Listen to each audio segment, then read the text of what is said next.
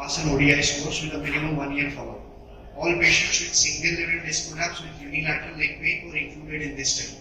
So this is the anatomy of the foramen, and this is the place where we work. Our scope lands directly.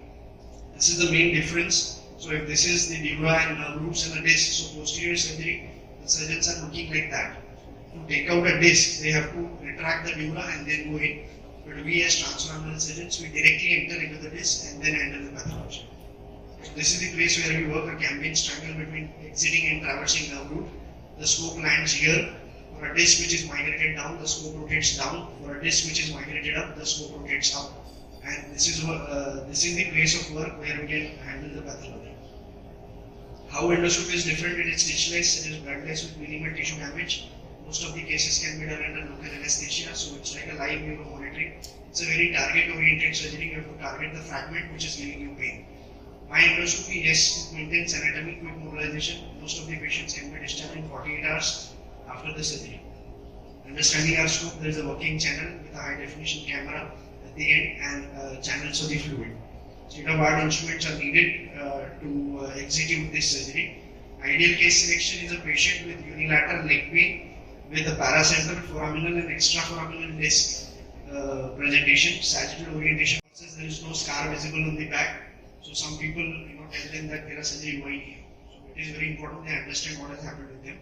I will start with the case, 45-year-old male, once operated for right-sided disc prolapse in 2017, again developed right leg pain. He had a recurrent disc prolapse at L5S1. This is an ideal indication for transfemoral approach because if you want to go from the back, then we have to take out the facet or handle the fibrosis over the epidural. So rather than that, we go directly into the foramen. You see the needle which is entering into the posterior annulus. Over the needle goes the dilator. Over the dilator goes the working canal. This is the first view of my scope. The disc prolapse which is directly visible. With our instruments, we start gradually taking out the disc. These are long disc forceps. As the disc is coming out, we start seeing on the top the epidural space.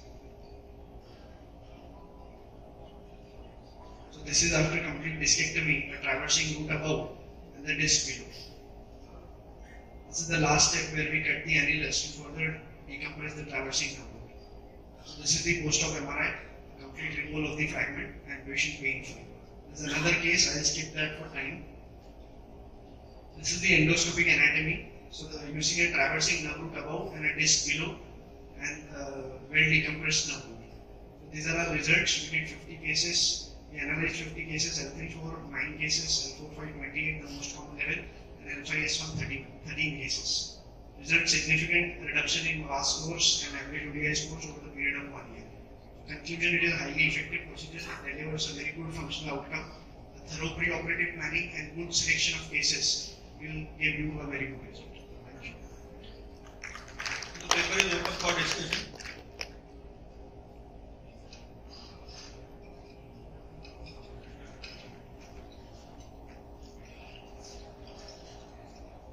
Good presentation, but how do you assess the instability? So we have to make sure that the cases which we are operating are only slip disc.